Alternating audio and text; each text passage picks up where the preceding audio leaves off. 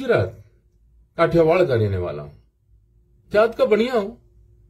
गए बरस जब हिंदुस्तान के बंटवारे का टंटा हुआ ना, तो मैं बिल्कुल बेकार था।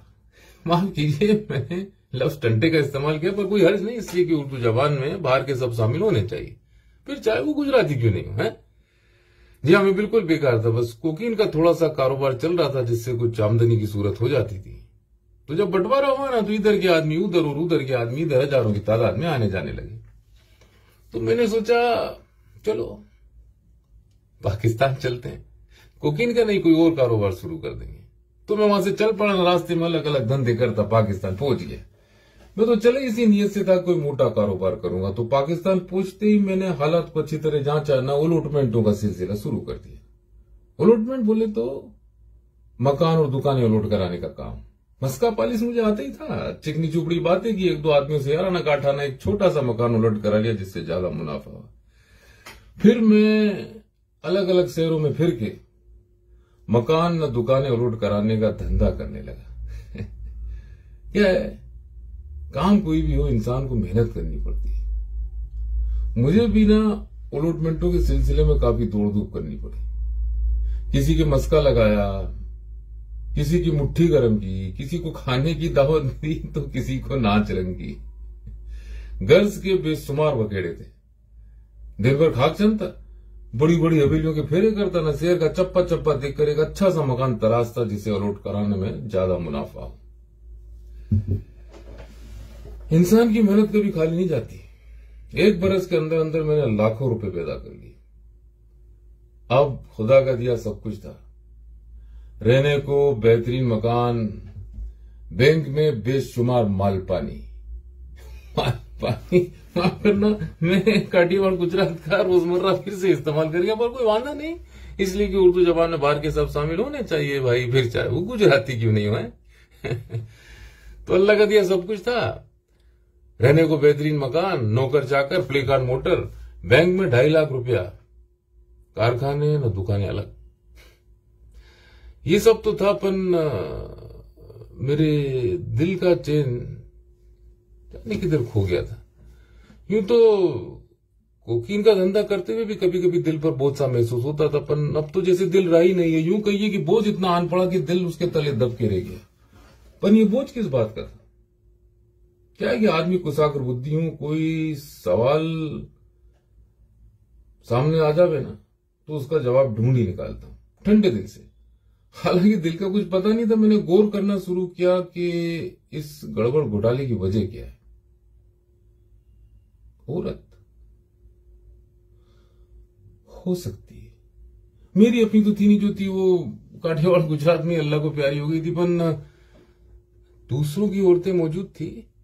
अब मिसाल के तौर पे अपने माली की थी। अरे अपना अपना टेस्ट है भाई। है सच पूछे ना तो औरत जवान होनी चाहिए। अरे जरूरी नहीं कि पढ़ी लिखी हो, डांस करना जानती हो, अपन को तो सारी जवान औरतें चलती है। ये भी काठियावाड़ गुजरात का मुहावरा, जिसको उर्दू में कोई पर्यायवाची है ही नहीं। तो औरत का तो सवाल ही उठ गया। दौलत का पैदा ही नहीं हो सकता, इसलिए कि बंदा ज्यादा लालची नहीं, जो है उसी में संतोष है। तो फिर ये दिल वाली बात कैसे पैदा हुई?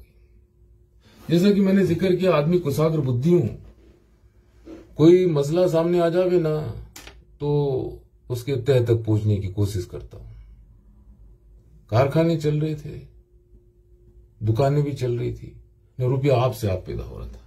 मैंने थोड़ा अलग थलग होकर सोचना शुरू किया ना, बहुत देर के बाद इस नतीजे में पहुंचा कि गड़बड़ की वजह सिर्फ ये है कि मैंने कोई नेक काम नहीं किया।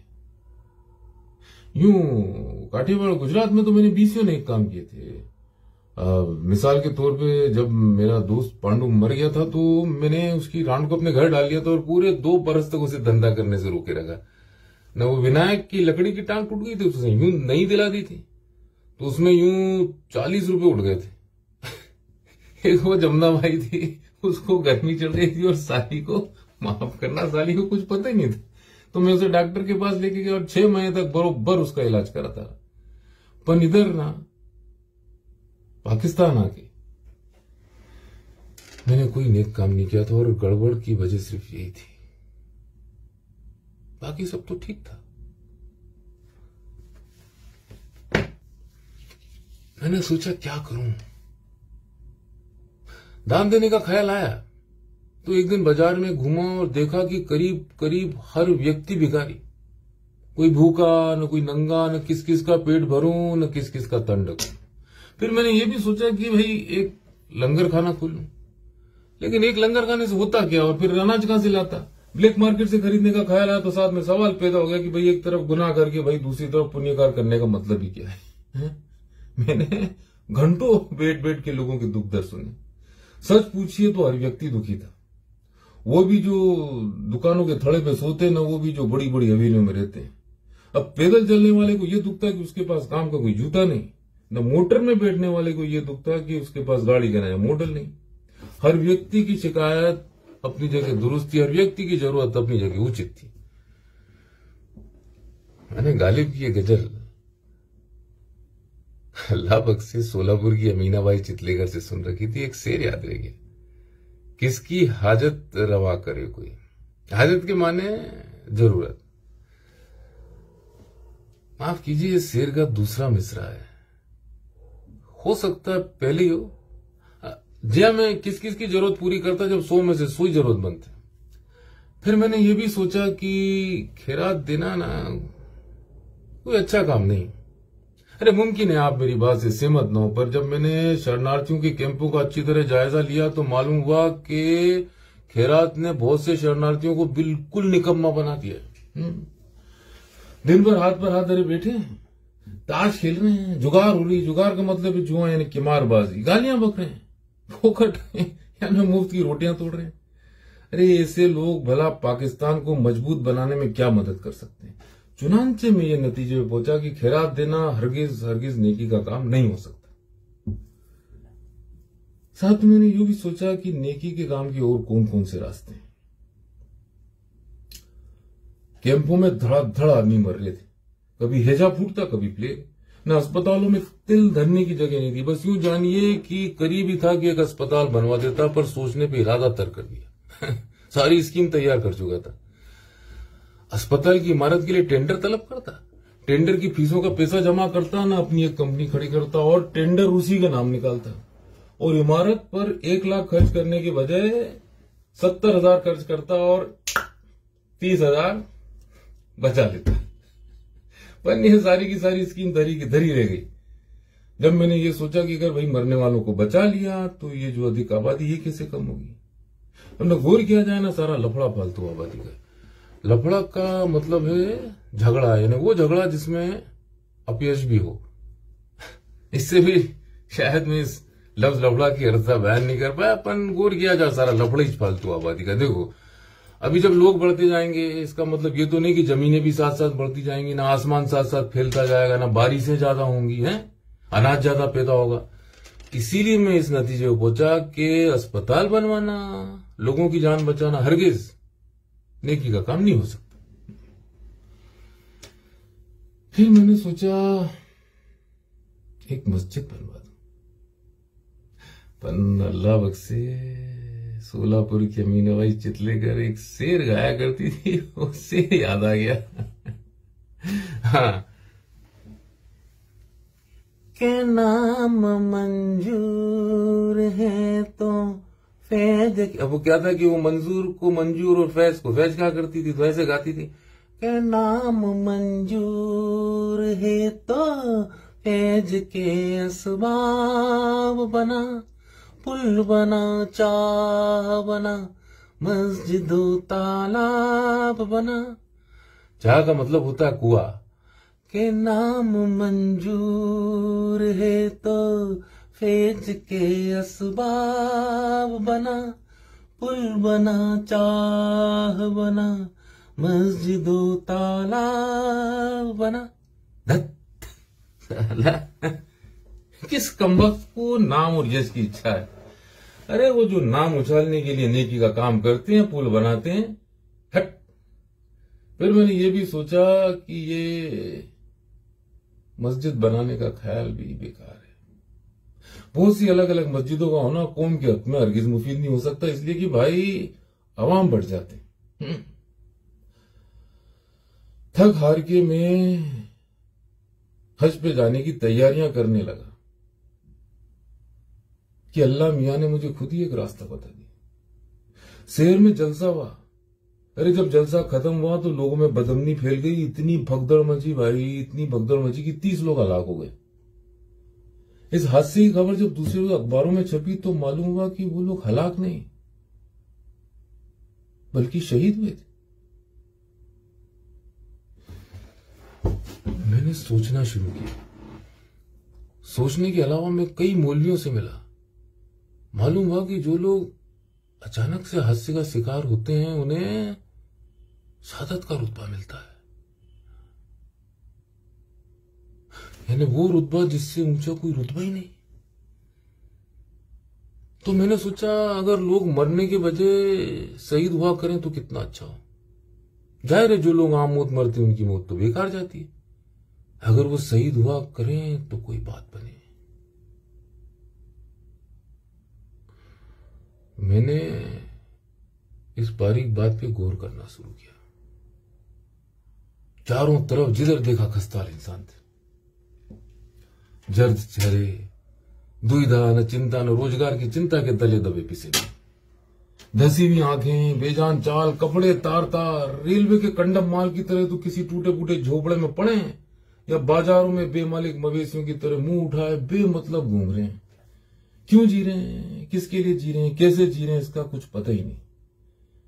कोई महामारी फैली तो हजारों मर गए, अरे और कुछ नहीं तो भूख और प्यास से घुलघुल मर गए, सर्दियों में अकड़ गए, गर्मियों में सूख गए। किसी की मौत पर कभी किसी ने 2 आंसू बहा दिए, वरना ज्यादा की मौत तो खुश की रही।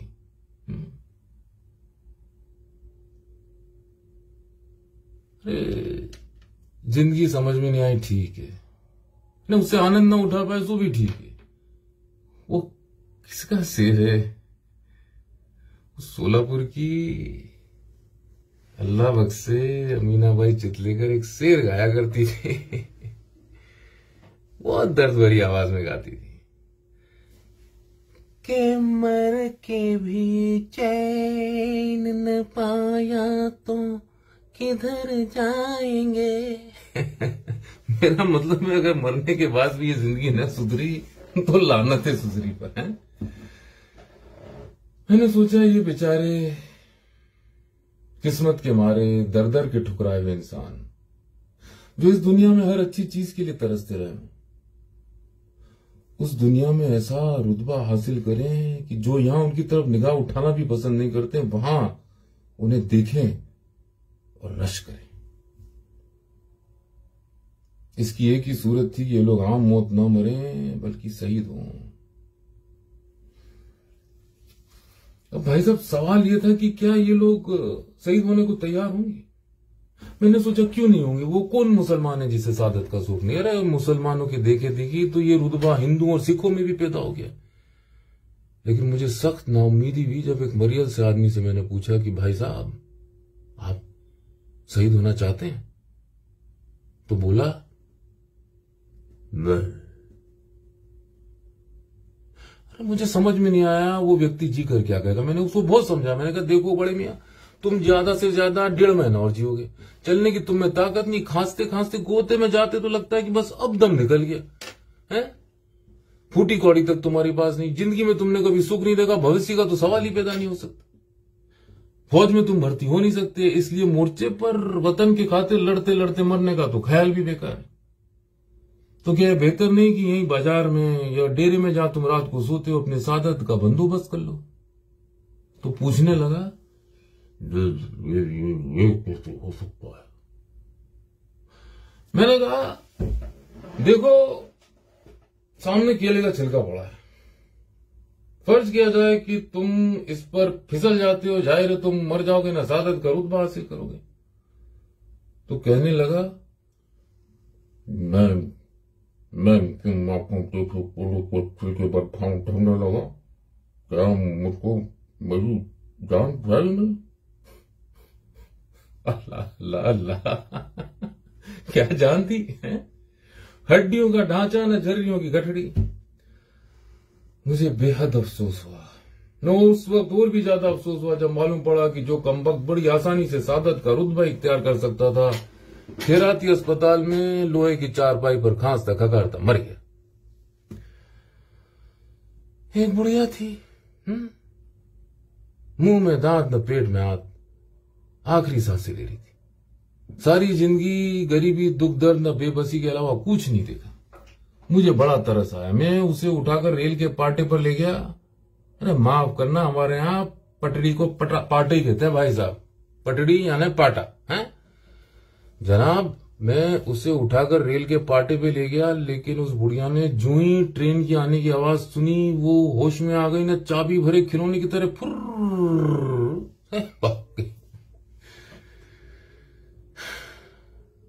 मेरा तो दिल ही टूट गया। फिर मैंने हिम्मत नहीं हारी। बनिए का बेटा धन का पक्का होता है। नेकी का जो साफ और सीधा रास्ता मुझे नजर आ गया था, मैंने उसे नजरों से ओझल नहीं होने दिया। मुगलों के वक्तों का एक बहुत बड़ा आता खाली पड़ा था। उसमें 151 छोटे छोटे कमरे थे, बहुत ही खस्ता हाल में। मेरी अनुभवी आंखों ने अंदाजा लगा लिया कि पहली बड़ी बारिश में सबकी छतें ठप से नीचे आ जाएंगी। फिर मैंने उसे 10,000 रुपए में खरीद लिया। उसमें 1000 गरीब आदमी बसा दिए। 2 महीने का किराया वसूल किया, सिर्फ 2 रुपए मावर के हिसाब से। जैसा कि मेरा अंदाजा था, तीसरे महीने पहली बड़ी बारिश में सबकी छतें बम से नीचे आ गई। 700 आदमियों को शहादत का रुतबा हासिल हुआ, जिसमें बच्चे और बूढ़े भी शामिल थे। मेरे दिल पे जो बोझ था वो किसी कदर हल्का हो गया है। आबादी में से 700 आदमी कम भी हो गए ना, उन्हें शहादत का रुतबा भी मिल गया। तब से मैं यही कार्य कर रहा हूं।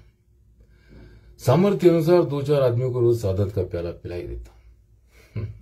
जैसा कि मैं निवेदन कर चुका हूं, काम कोई भी होना, आदमी को मेहनत तो करनी पड़ती है।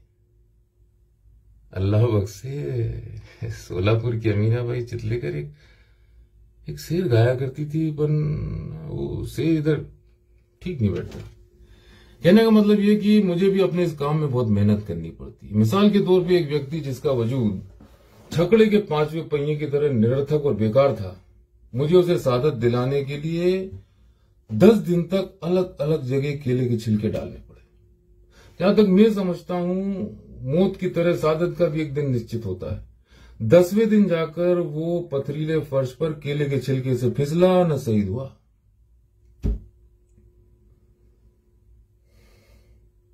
आजकल मैं एक बहुत बड़ी इमारत बनवा रहा हूं। ठेका मेरी कंपनी के पास है, 2 लाख का है, जिसमें से 70,000 तो मैं साफ अपनी जेब में डाल लूंगा। बीमा भी करा लिया है। मेरा अंदाजा है जब 3री मंजिल खड़ी हो जाएगी ना, तो सारी बिल्डिंग बड़ा डड़ा ढम से गिर पड़ेगी। उस वक्त 300 मजदूर काम कर रहे होंगे। खुदा के घर से मुझे पूरी उम्मीद है कि सब के सब शहीद हो जाएंगे। अगर इनमें से कोई बच गया